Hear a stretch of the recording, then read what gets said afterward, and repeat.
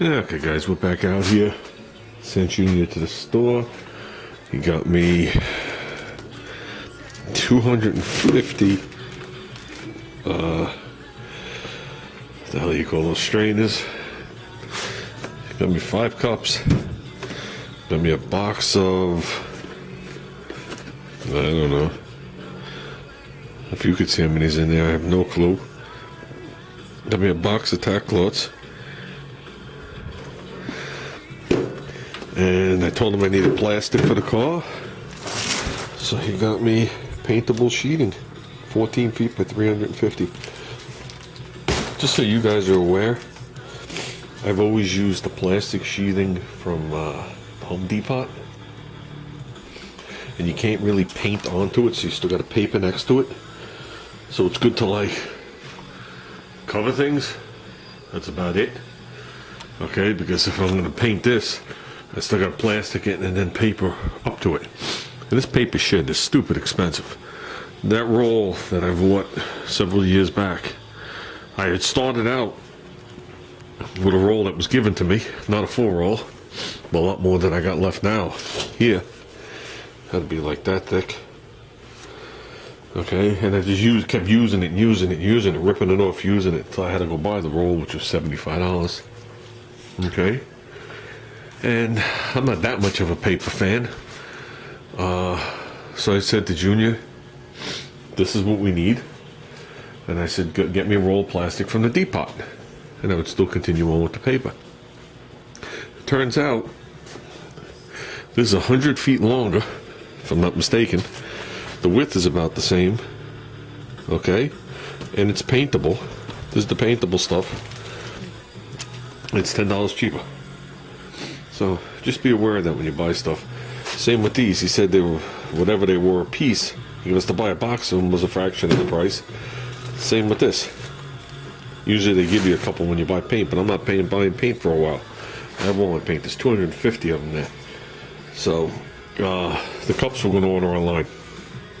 So usually you get a cup or two when you get paint, but like I said, I'm not buying paint from my local guy, and I go through a lot of cups. I'm not a cup wiper. But if I remember right, it was only a couple of dollars last time for 36 cups. I bought them online with free delivery. So that's what we're going to do. I'm going to go online and order some cups. And then I'll be good to go here. Because that's a problem when you clean the gun and you have nothing to dump it into. I'm dumping it into these little trays that are actually melting. But, yeah. So I gotta grab myself a new respirator. But besides all that, I want to come out here, I want to work on this. Which if you look at it, let it tone down, you don't see it as much. But as far as I'm concerned, if it ends here, we got a problem up to there. Because you gotta wonder how much of it is being covered. You know what I mean? And will flake off. And obviously that's visible. That's the side of the car. There's nothing covering that. Never was, never will be. So I will be sanding it past the curve around, and maybe below this line here. We'll see how it sands. So I don't know, the epoxy that I used on the wagon, I sanded, was able to feather it out without a problem. So let's see how this is. It's been a couple days. It's Friday night now. I accidentally fell asleep yesterday when I got home from work and woke up in the morning, so I had over 12 hours worth of sleep, which is a good thing. I guess I needed it instead of coming out here and sanding. So with that said, let's cut the bullshit and start the working. Okay, we strip that down. I'm going to blow a little in. Should have Junior come out here with the airbrush, but I'm just going to mix up a tad and blow it in there so it could set. Okay guys, that's it. It's still setting up. Did get a speck of dirt in the center. It's going to be no biggie. You have to adjust this door. Okay, I can't do it yet. I don't have the doors fully closed. But, yeah. If this door had the striker and it was latched in the correct spot, we just clear. I never noticed this. But now that the door doesn't have the gasket on and it closes all the way, this door touches it when you open it. I'm not going to do it. But yet you have what appears to be a perfect gap in the upper part of this door. Okay, I don't know if you remember when we started, this door was pushed all the way forward and the frame actually rubbed. It was always shiny. And this door was pushed all the way back. Okay, and this gap, I can almost get my finger in. And there was like no gap in the back on either side. And I've played with the doors 1,000 times, never realized it must have been when I put this door back on, because either the door has to come back or rolled in just a hair to eliminate it. Because as the door opens up from here to here, near the end, if you leave it in all the way, the door's supposed to be out a little. It will make contact. But if you put it to where it belongs, it's close. And I don't want to go through the trouble of painting this car, open the door as I'm working on it, and take off the section of paint over here. You can see it's smeared right there. Kinda. So, yeah, we got to look into that. But we got a little time. I can work on that. I'm just not worried about it right now. So I got to decide what I'm going to do that. And we'll be back out here tomorrow. Tomorrow we're going to work on a little high build. And I guess I already discussed in the early part of the video. I forgot it's hours ago. The Junior bought the rest of the stuff.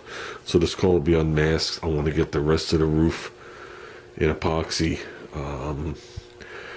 The way I have this soft edged right here, it's in the actual crack. So you know what I mean? So it comes around the corner. I'll do that around the whole thing. I'm not going to worry about the gate right now. And we'll get the whole roof done. Then we'll get the whole roof in high build. No more of these soft edges or any of this baloney here. But tomorrow I want to get all these jams in which you see into the beginning of high build. And I'm only going to come up part way on here. I'll just blow, I'll fan it up here. I won't come anywhere near the top. So I could sand this back in, nowhere near where the lead joint is. And, what you call it? Get maybe 2, normal coats in the jams and everything like that. And that'll seal that up. And get probably 3 coats on the doors. And we'll see how bad this is. This is the one I'm more concerned about because, like I said, the rest of it is pretty natural. We'll work on it from there. I'll leave these doors open before I leave. Make sure none of this is touching and it's going to stick and do anything crazy. Like I said, I want the jams to look good when he opens the door. Okay, I'm obviously more concerned about the front jam than I am the back jam. Not meaning I'm painting over chips or anything like that. But there is a lot of concern when he opens up this door, or when you open up any door. I just want it to look nice. You know what I mean? It's like a priority to me that it looks good when you open up the door and you're standing there getting in the car and people are talking to you. And they're looking at the car and, you know what I mean? I don't want the latches painted. As you can see, I don't want the screws painted. That's just the way I am. So, with that, we'll start to reconfigure tomorrow. I'd like to get this in some high build, leave for probably a little while. Let the place defumerize, even though the fans suck it all out. Just get rid of the smell so I can come in here without a respirator on. And I want to work on that fender over there. So, we'll figure it out. We'll come up with a plan. We got to get paint and we got to get clear. At this point, we can't find the wet. There is somebody selling it on eBay.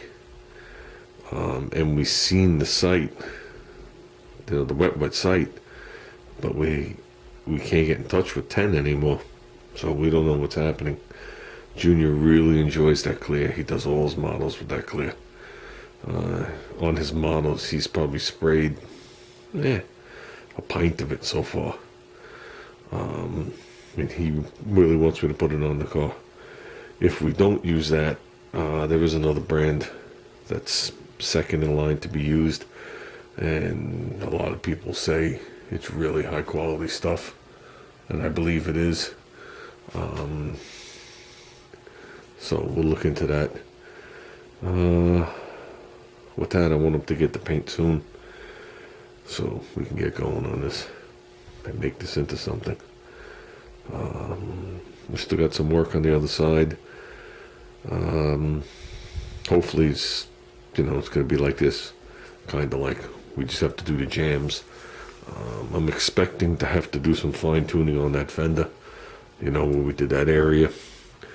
I'm hoping I don't have to do any fine tuning on any of the doors or the quarter or anything like that. But we'll see. Like I said, we'll see what happens.